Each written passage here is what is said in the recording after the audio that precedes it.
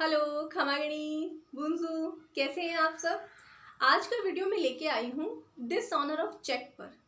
Cheque bounce होने पर क्या करें। बहुत ही सिंपल से स्टेप्स है जो आज हम डिस्कस करने वाले हैं कि क्या चेक डिसऑनर होने पे, चेक बाउंस होने पर कोई सज़ा का प्रावधान है या कोई फाइन भरना पड़ता है, क्या प्रोसेस है, कब आपका कॉज ऑफ एक्शन स्टार्ट होता है, कब आप जिसका चेक बाउंस हुआ है कब आप उसके अगेंस्ट केस फाइल कर सकते हैं। ये सब सारी चीज़ें आज हम इस वीडियो में डिस्कस करेंगे। तो ये टॉपिक बहुत इंटरेस्टिंग है, तो ये वीडियो स्किप ना करें, पूरा देखें और अगर आपको मेरा वीडियो अच्छा लगे तो प्लीज़ लाइक और सब्सक्राइब करें। चलो लेट्स स्टार्ट। आज हम डिस्कस करने वाले हैं डिसऑनर ऑफ चेक, मतलब चेक बाउंस होने पर क्या होता है। पहले हमें ये समझना पड़ेगा कि डिसऑनर ऑफ चेक जो है वो एनआई नेगोशिएबल इंस्ट्रूमेंट एक्ट में इसके प्रोविजंस हैं फ्रॉम सेक्शन 138 से लेकर 142। ये सेक्शंस हमें बताते हैं डिसऑनर ऑफ चेक के बारे में।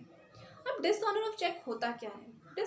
डिसऑनर ऑफ चेक का मतलब है कि जब भी आप बैंक में कोई चेक डालते हैं और बैंक आपको पेमेंट करने से रिफ्यूज़ कर देता है तो चेक बाउंस हो जाता है। बैंक कहता है कि भैया आप जो पैसे लेने आए हो चेक से आप जो पैसे चाहते हो कि बैंक आपको पे करे, हम आपको नहीं कर सकते। रीज़न कुछ भी हो सकता है। चेक बाउंस होने के मोस्टली रीजंस होते हैं। पहला, इनसफिशिएंट फंड, कि जितने का चेक है उतना फंड उस अकाउंट में है ही नहीं, तो बैंक कहाँ से पे करेगा, तो वो बाउंस कर देता है। या फिर आपके जो सिग्नेचर है वो मिसमैच हो रहे हैं, मैच नहीं हो रहे हैं, तो भी चेक बाउंस हो सकता है। या फिर चेक पे अगर आपने ओवर राइटिंग की है, इसीलिए आपने हमेशा सुना होगा कि कहते हैं कि चेक पे कभी भी ओवर राइटिंग मत करो वरना चेक बाउंस हो जाता है। तो ये भी एक रीज़न रहता है। अगर आपने अकाउंट नंबर गलत डाला है तो भी चेक बाउंस हो सकता है। तो रीज़न कुछ भी हो सकते हैं चेक बाउंस होने के। लेकिन जब भी चेक बाउंस होता है तो चेक बाउंस होते ही आप केस नहीं कर सकते, एक प्रोसीजर फॉलो करना पड़ता है। सबसे पहले आपको ये समझना पड़ेगा कि चेक की वैलिडिटी कितनी होती है। चेक वैलिड होता है 3 मंथ तक, मतलब 3 महीने तक चेक की वैलिडिटी रहती है। अब जब भी आपका चेक बाउंस हो गया है तो कोर्ट जो है वो ओरिजिनल चेक के साथ एक मेमो रिटर्न करता है।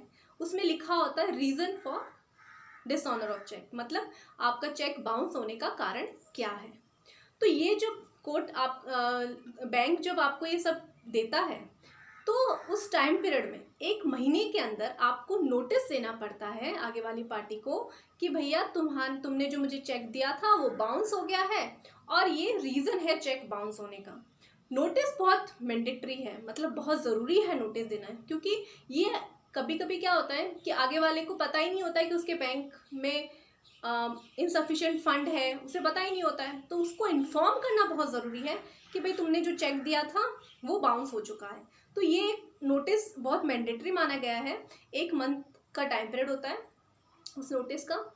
उसके बाद आप 15 डेज़ का उसको नोटिस देते हैं कि भैया अब 15 दिन के अंदर तुम जो भी अमाउंट है उसको प्रोसेस कर दो, अमाउंट जो भी चेक अमाउंट है आप हमें दे दो। तो 15 दिन के अंदर अगर वो पेमेंट दे देता है तो बहुत अच्छा है, वेल एंड गुड है। लेकिन अगर वो नहीं देता है तो from 16th day onwards your cause of action start. 16वें दिन आपका कॉज ऑफ एक्शन स्टार्ट हो जाता है, तो आप उसके अगेंस्ट केस फाइल कर सकते हैं। डिसऑनर ऑफ चेक जो है उसकी hearing judicial magistrate first class और मेट्रोपॉलिटन मजिस्ट्रेट करते हैं। और इसमें जो पनिशमेंट का प्रोविजंस है वो है कि या तो 2 साल की सज़ा हो सकती है या फिर twice the amount of cheque. जो चेक का अमाउंट है, फॉर एग्जांपल अगर 4000 का चेक है तो उसका डबल हो जाएगा, 8000 तक का फाइन हो सकता है या फिर 2 साल की सज़ा हो सकती है। तो उसके लिए ये जो प्रोसेस है कि आपको 1 महीने का नोटिस देना पड़ेगा, 15 दिन का वापस नोटिस देना पड़ेगा, ये जो प्रोसेस है ये करना बहुत ज़रूरी है। इसके बिना आपका जो कॉज ऑफ एक्शन स्टार्ट नहीं होता है। तो ये चीज़ तो आपको समझ में आ गई होगी कि जब भी चेक बाउंस हो तो आपको ये प्रोसेस फॉलो करना चाहिए, क्योंकि इंडिया में चेक बाउंस होने के बहुत केसेस आते हैं। तो हमें सिंपल स्टेप्स पता होने चाहिए। कभी कभी क्या होता है कि चेक बाउंस होने पर हम घबरा जाते हैं कि अब हमारे अगेंस्ट केस फाइल हो जाएगा। नहीं, ऐसा नहीं होता है। ये चीज़ें आपको समझनी पड़ेगी कि जब भी चेक बाउंस होता है तो आपको नोटिस दिया जाएगा। उस नोटिस के अंदर आपको, अगर आप पे वापस कर देते हैं, उसको पेमेंट कर देते हैं, तो फिर कोई सज़ा का प्रावधान नहीं है, क्योंकि इस डिसऑनर ऑफ चेक में कोर्ट आपको सज़ा नहीं देना चाहती है। वो बस चाहती है कि जो भी चेक का जो अमाउंट है आप उस आगे वाले पार्टी को पे कर दे, बस। वो नहीं चाहती आपको सज़ा देना, क्योंकि वो उनका ये इससे रिलेटेड है ही नहीं। वो ये चाहते हैं कि अमाउंट जो है वो आप उसको दे दे, तो वहीं पे सब चीज़ें सेटल हो जाती है। तो आई होप आपको ये समझ में आ गया होगा कि किस तरीके से डिसऑनर ऑफ चेक होने पे या चेक बाउंस होने पे क्या प्रोसेस होता है, और आपको अब सारे कंसेप्ट क्लियर हो गए होंगे। आई होप आपको मेरा वीडियो अच्छा लगा होगा। अगर आपको अच्छा लगे तो प्लीज़ लाइक और सब्सक्राइब करें। Thank you.